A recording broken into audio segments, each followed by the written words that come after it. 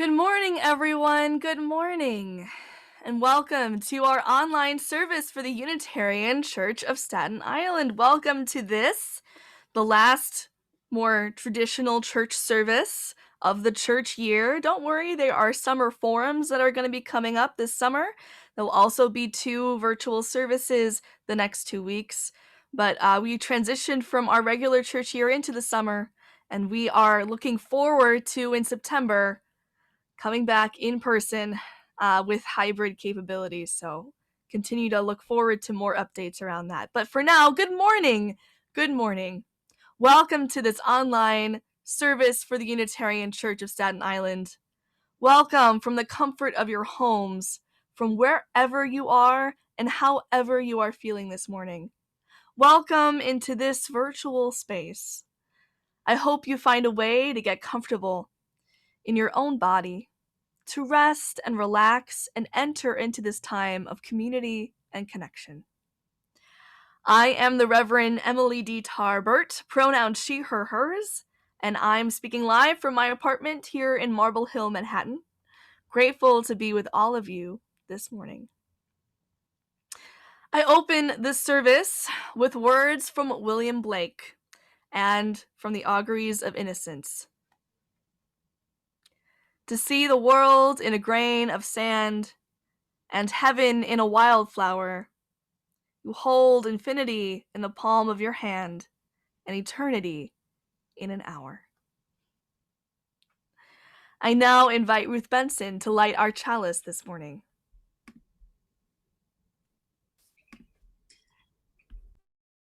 In the search for truth and the spirit of love, we unite for worship and fellowship.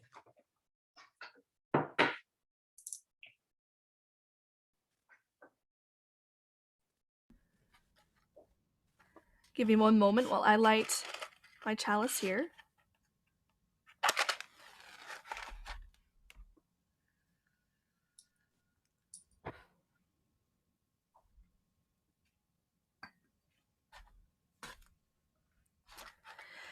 And as an extension of our chalice lighting,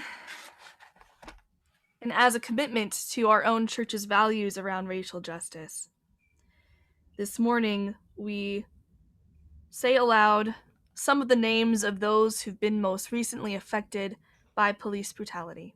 We know that we cannot reflect on all the names of those who've been affected.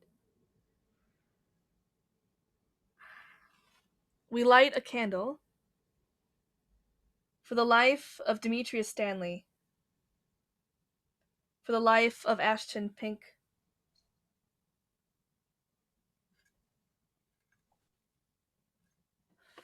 and for the life of Andrew Brown Jr. May these lights be symbols of our commitment to continue the work of racial justice and to proclaim everywhere that Black lives matter. I now invite us all to sing our opening hymn this morning. Kevin and Carolyn Clark, our steadfast music director and choir director, will be singing the hymn, and the lyrics will be on your screen. Thank you, Kevin and Carolyn.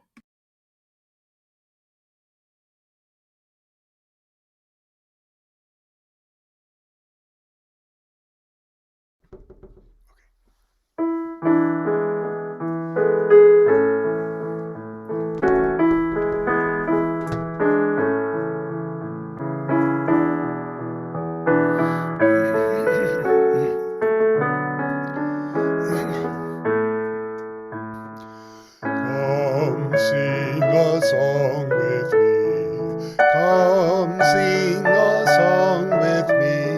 Come sing a song with me, that I might know your mind. And I'll bring you hope when hope is hard to find. And I'll bring a song of love and a rose in the winter time. Come dream a dream with me. Come dream a dream with me. Come dream a dream with me, that I might know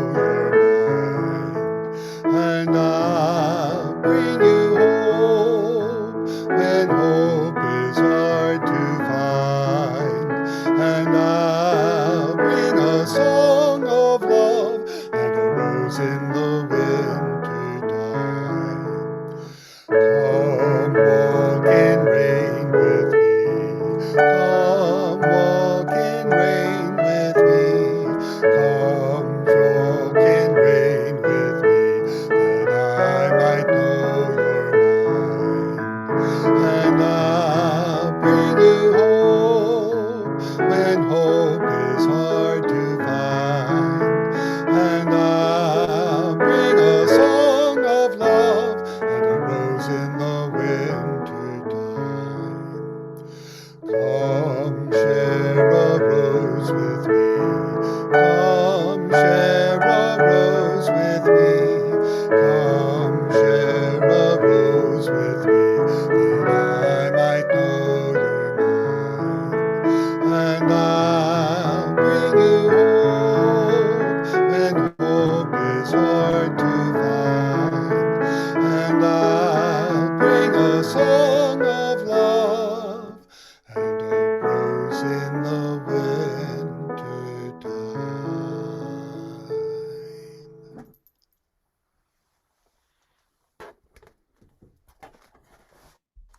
Thank you so much, Kevin and Carolyn, for your voices who've been with us all year.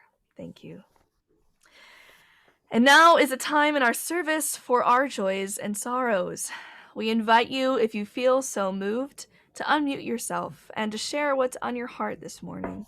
If you happen to be visiting us for the first time and you feel so moved, you can also unmute yourself and introduce yourself. You can also just post in the chat the things that are on your heart and mind. Who would like to share first? Carolyn. We've had 3 deaths in the arts community this week. Yeah. Valerie Quinlan, who was a violinist and did a concert series at Christ Church that was just wonderful. She passed away. I think she was about 84. John Young was a set designer, and his wife is Ann Young, who's come and sung with us in the choir this year sometime. He passed, and Jennifer Stranieri passed. So it's been a sad week for arts in Staten Island. So sad. That is so sad, Carolyn. Their legacy of music, of art, of love continues to live in Staten Island and in so much of the memories and the lives they served. I am so sad for all in the arts community of Staten Island who are affected by these losses. Our condolences to their families and to the arts community. Thank you. Who would like to share next?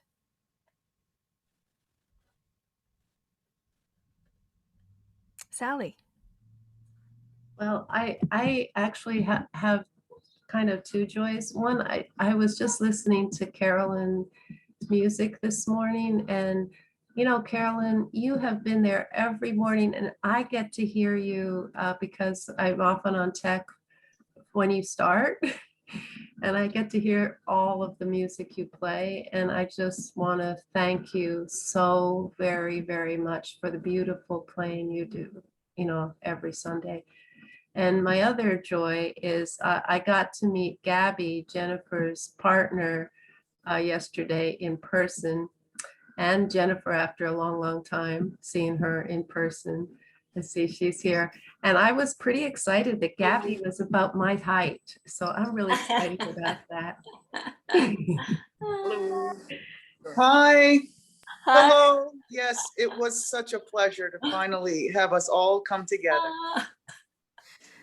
It really was such a joy to share and see so many of your faces. And Viv, I know that you were working at the same time in Snug Harbor. There were lots of different events happening yesterday, and I'm so grateful someone brought you a flower and that you could be included in that way.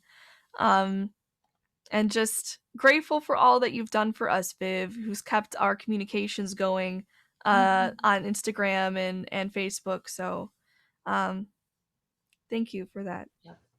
Would anyone else like to share this morning?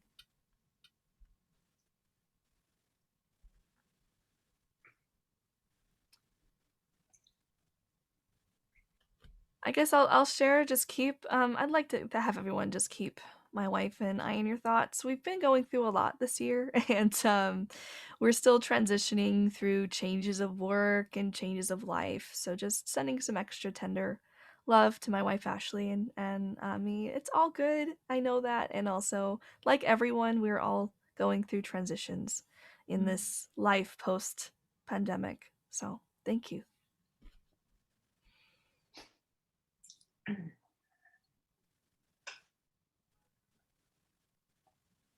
Well, it seems as if we are a quiet bunch this morning, but there are so much that's going on in our spirits and in our hearts. Whether we share them aloud or not, we are in community together, and I'm grateful for all the ways we show up for each other. let's take a moment of silence to reflect on those joys and sorrows, whether shared or left unspoken, that are in our hearts this morning.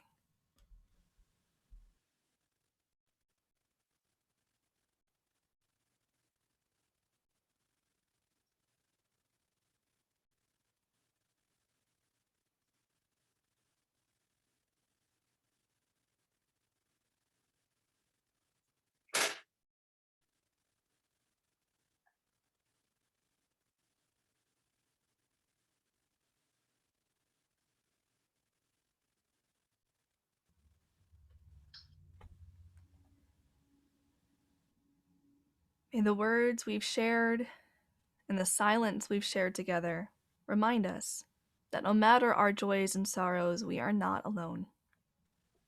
May it be, and amen.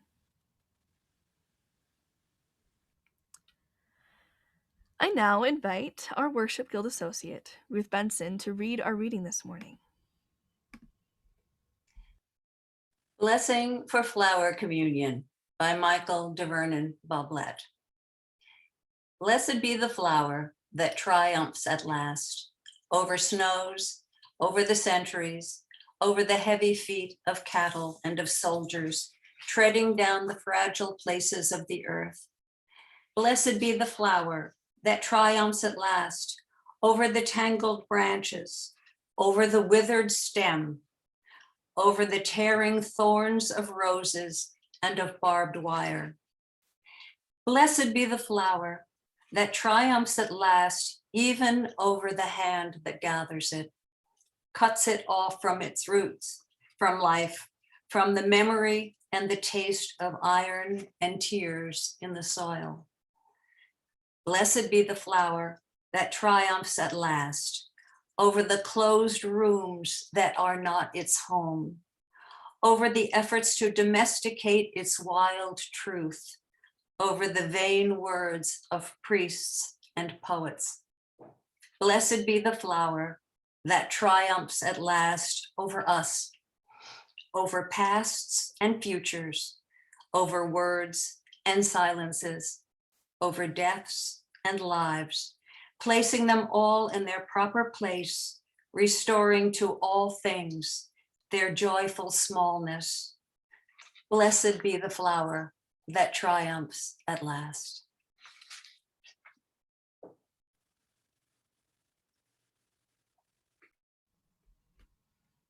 Thank you so much, Ruth.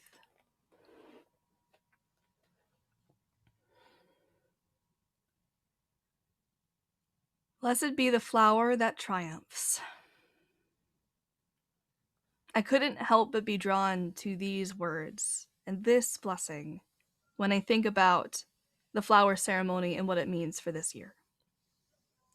In order to understand this very unique and very specifically Unitarian Universalist tradition, I want to go back to how and why it was created.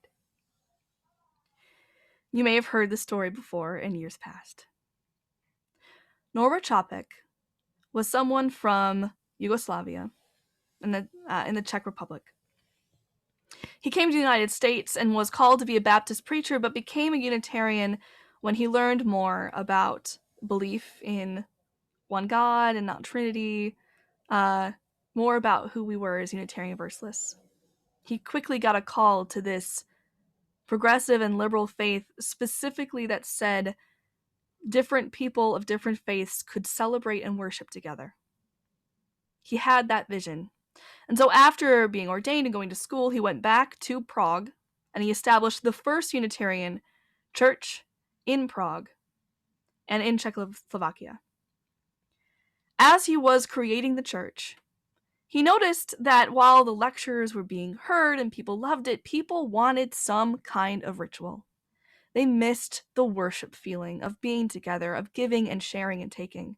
And he knew that the people there were Jewish, were Catholic, were Christian, were sometimes atheists, were sometimes non-believers. He knew that he couldn't just do a bread communion or couldn't just do a Passover service. He couldn't do one of the things that these other faith traditions were. He wanted to create a ceremony unique for the diversity of the people in his pews. And so he created the flower ceremony. A ceremony that celebrates diversity in its essence, that asks people to bring a flower from their communities to represent their own uniqueness and their own unique gifts, and to gather them at the front of the altar to show the beauty of what it means to be in community when you accept each other because of your differences and not in spite of them. When you understand the give and the take of the beauty of our gifts and talents across diverse beliefs. In this ceremony, he did both things. He created a communion of sorts, a place and a sacrament where people could gather and give to each other, a way to honor the holy and what is sacred in and amongst each other, while also holding room for diverse beliefs. This may not seem very radical today, but in 1923, it was, especially when you think about how in Czechoslovakia, in the next 10 years, the rise of the Nazi Party would challenge a lot of the notions about freedom of diversity and the value of difference. In fact, Norbert Čapek's legacy is not really this flower ceremony. It's everything he did in line with the values of it. He would continue to speak out against the rise of fascism that he witnessed around him. He would value democracy, ask for the freedom of people, and continue to be boldly preaching against many of the messages of the Nazi Party. Because of his activism and because of how he preached, he would eventually be detained by the Gestapo and brought to a concentration camp to later pass away.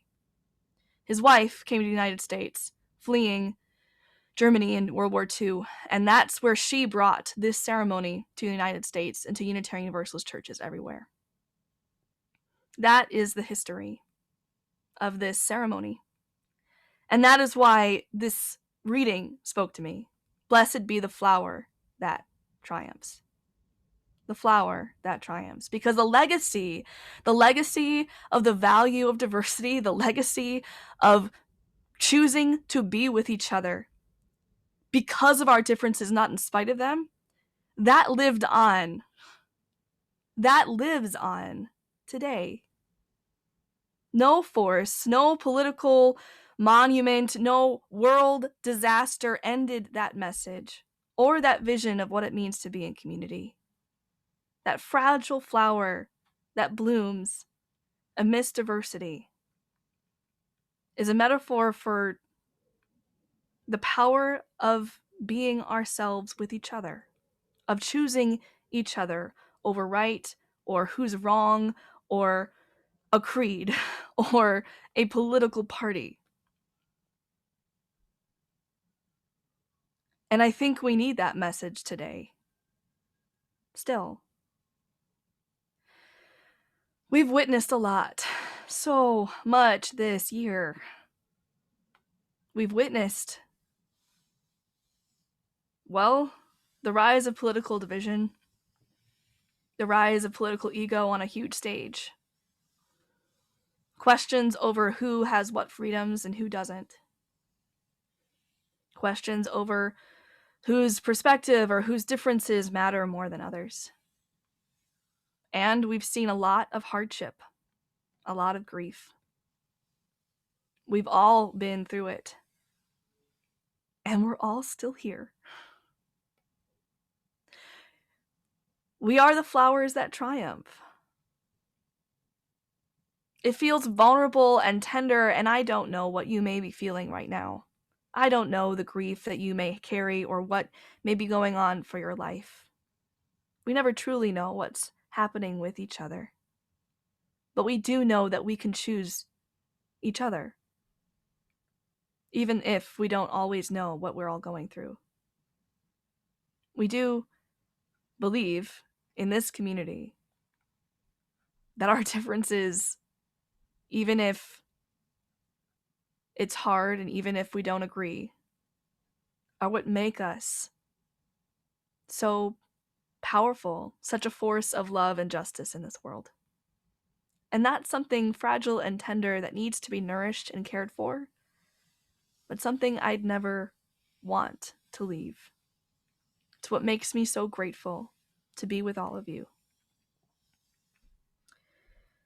You'll notice I've carried some of the flowers from yesterday's ceremony, our in-person exchange here. To have it with us in this service, a representation of the diversity of our community, of the gifts that each and every one of you bring to this place. And I know that that not everyone could be there, but I hope you understand the metaphor. Whether or not you have a physical flower you may be taking home with you or part of you, you are the bouquet. You are the flower, whether this is the first time that you're joining us or whether this is the last time you ever want to be on Zoom. Your presence is the gift of our community.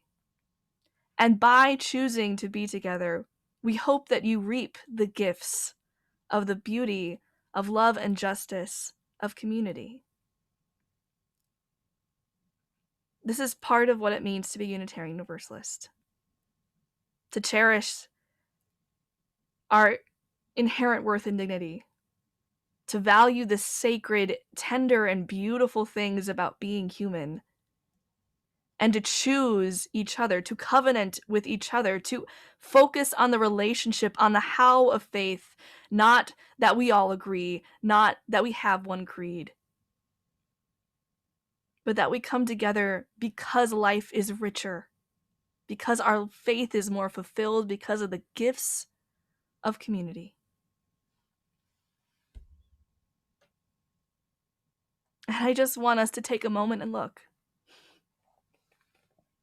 Look at all the forces that would have wanted to stop churches altogether, that would have wanted to stop worshiping this year, that would have wanted to stop your vote from being heard, that would have wanted to stop you from making the choices you make on a regular basis. Look at all that we have survived and notice that we are still here, still beautiful, our tender and wonderful sacred selves. That is powerful. And I think it is a fitting note to end this church year with that. To end a year just looking at each other and recognizing the gifts of community. I hope as I listen to this message and as I think about Norbert Chapek, his legacy, and the legacy of this reading we were given, that whatever is going on in your life, whatever political forces or world forces or global forces are happening in the backdrop of your lives, never underestimate the power of human love and compassion, the fragile vulnerability of choosing community. Because that is what triumphs in the end. It takes work, it takes nurturing, it's not easy, and it's sometimes really heartbreaking. But what blossoms defies even the most cynical and hardened heart of our world. Together we have triumphed. With care and with nurturing, let us continue to grow, continue to blossom, and continue to choose the gifts of each other, so that our vision of a just and loving world may continue to triumph in the end. Blessed be the flower that triumphs. May it be so. And amen.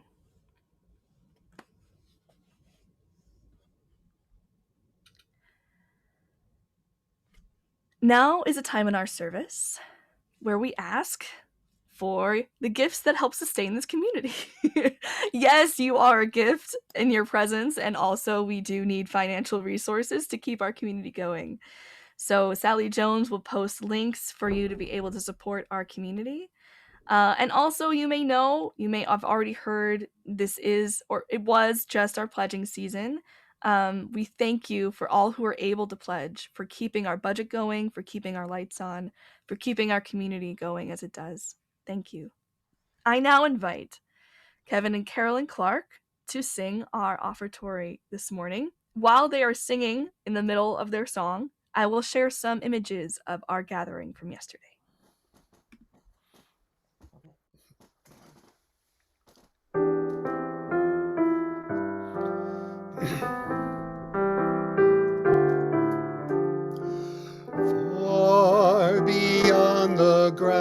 clasp of hands, or light to meet the eye, past the reaches of the mind. There find the key to nature's harmonies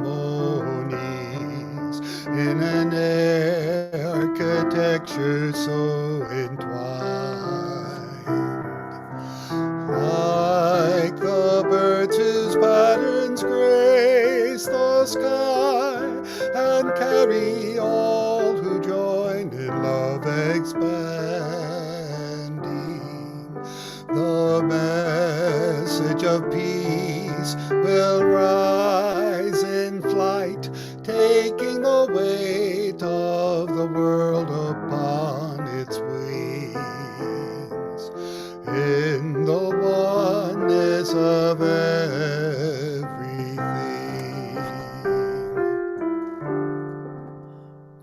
Peace is in the dance of trees who stir before the first breath of wind is yet perceived.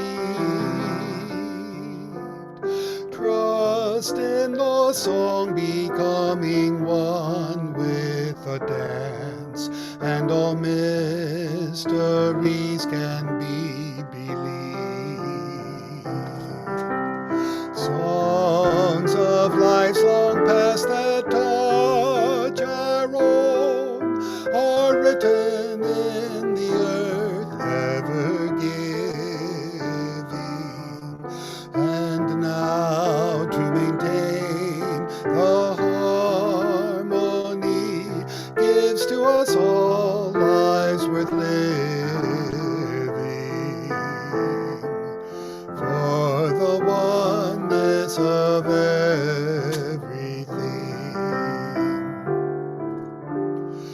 Still we seek to find a truth that we might understand and reduce to terms defined.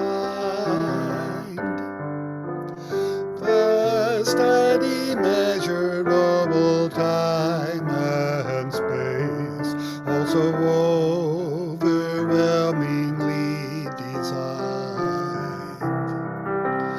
Oh, passing years, just might I know the faith that winters in the heart to be reborn in spring, to hear and to feel the pulse of life enters my soul as a song to sing of the oneness of everything.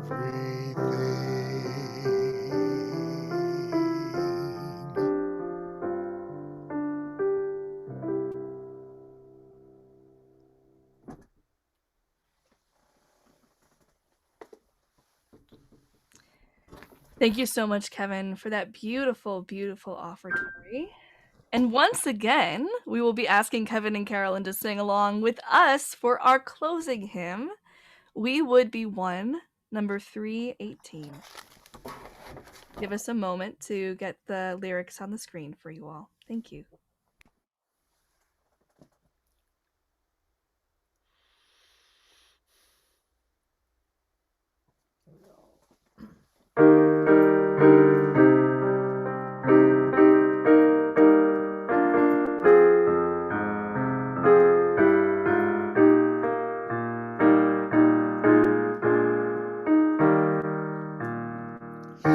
We would be one as now we join in singing our hymn of love to pledge ourselves anew to that high cause of greater understanding of who we are and when in essence true. We would be one in living for each other to show to all a due community.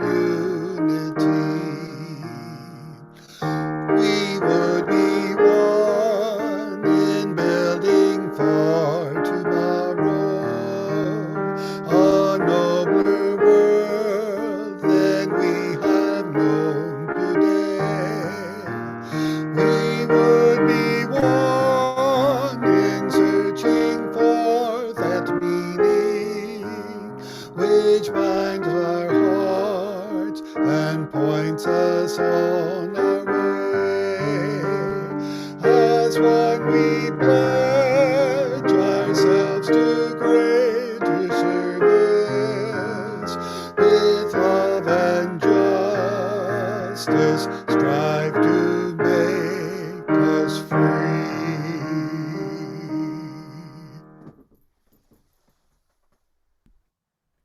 Thank you again, Kevin and Carolyn. I now invite our Worship Guild Associate Ruth Benson to extinguish our chalice this morning.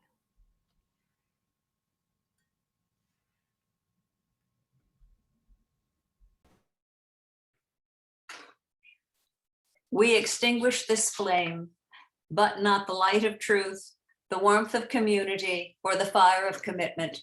For these we carry in our hearts until we are together again.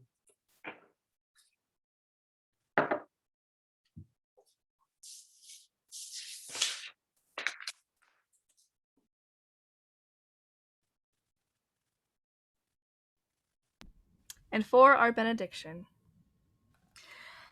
I'm going to go ahead and choose closing words that I've adapted from Norbert Chopek's original flower ceremony prayer that he said over the flowers during his first ever ceremony. Let us renew our resolution, sincerely to be siblings in spirit, regardless of any kind of bar which estranges one from another. In this holy resolution, may we be strengthened, knowing we are God's family, that one spirit, the spirit of love, unites us, and may we endeavor for a more perfect and more joyful life. Amen. May it be so.